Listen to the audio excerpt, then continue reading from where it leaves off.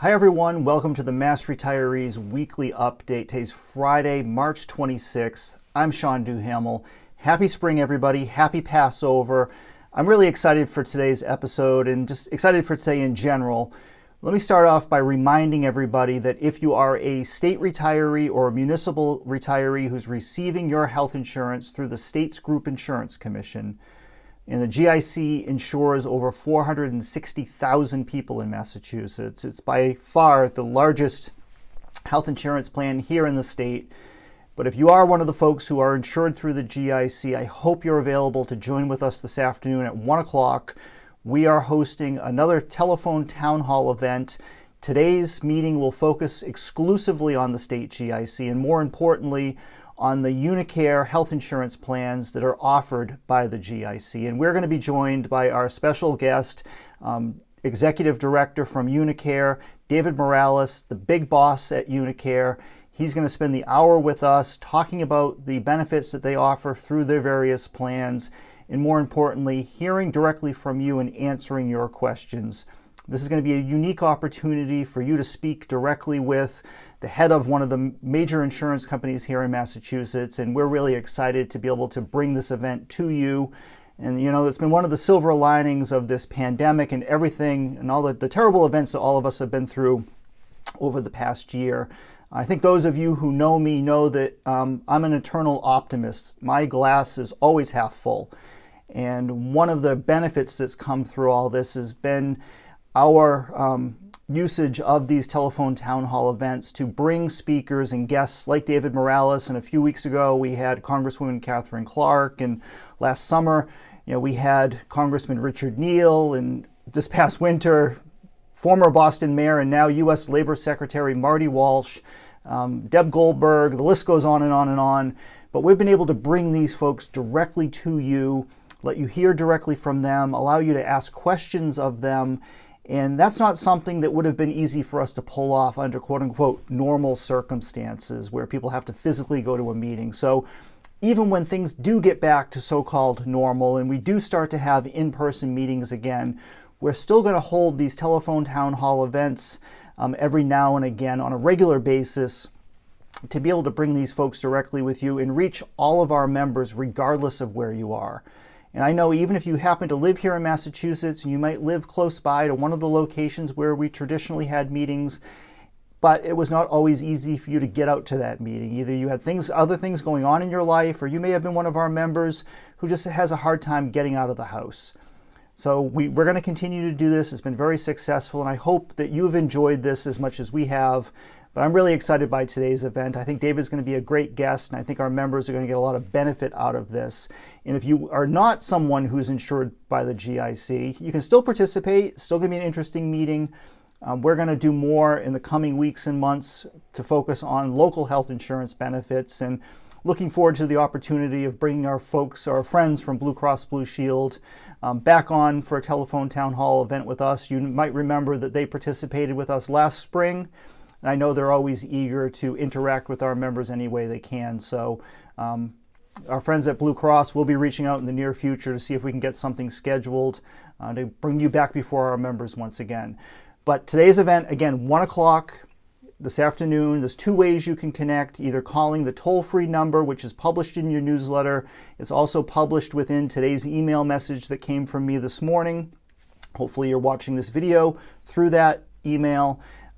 But you can also connect by receiving the automated telephone call from us that comes from me at the time of these events. So at 1 o'clock today, if you get that automated call, all you need to do is stay on the line and you'll be automatically connected. And we envision that this meeting is going to last roughly an hour, give or take, depending on how many people are on and how many questions all of you have. So moving on from there, the other big news I want to share is just in terms of a few updates.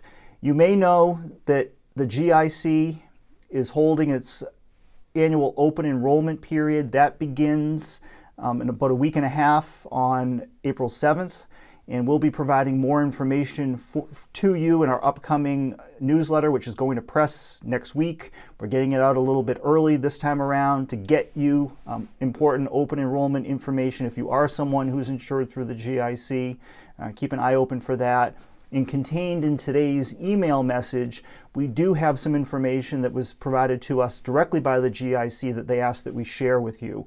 So if you are insured through the GIC and you're happy with your current coverage, you don't want to make any changes, there's nothing you need to do. Just sit tight, everything will continue on as it always has. But if you are someone who wants to switch plans or wants to at least look at your options, or if you're not currently enrolled in the retiree dental plan, open enrollment is your one opportunity every year to do so. So if you do have questions or concerns, use open enrollment as the opportunity to address all of that, and at the very least, you're going to have peace of mind going forward. But beyond open enrollment, we are also working very closely, day in and day out, with Congressman Richard Neal and his staff down in Washington, D.C. as they prepare to refile Chairman Neal's windfall elimination provision reform proposal. And we get calls and emails and letters on this virtually every single day. And I know our members are very anxious to see a bill refiled and have that bill number so you can help and get involved in the process and advocate for your local member of Congress to help us pass this law during the current congressional session. The reason why it's taken a little bit of time, quite honestly, is the meticulous amount of work that's going in behind the scenes to get this right. Make sure that the bill is properly drafted.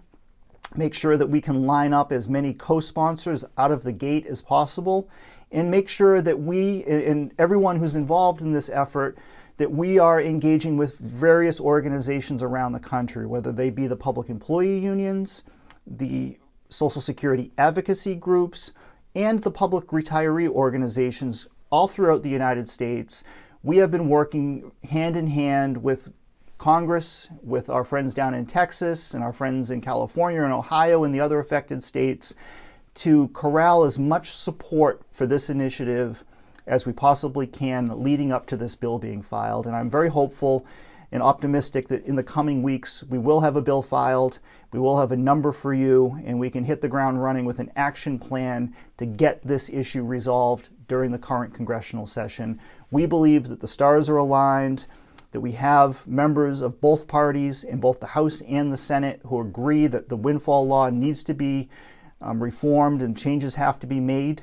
And we also have a president and President Biden who has made the WEP and the GPO part of his agenda moving forward and wants to address this. In addition, we now have close friends like former Boston Mayor and Labor Secretary Marty Walsh serving in the Biden administration who understand the importance of this issue and are going to work with us going forward to help us come up with a way to finally get this done and get it reformed. So in the coming weeks, we will have more information for you. I know that this is a hot topic with everybody.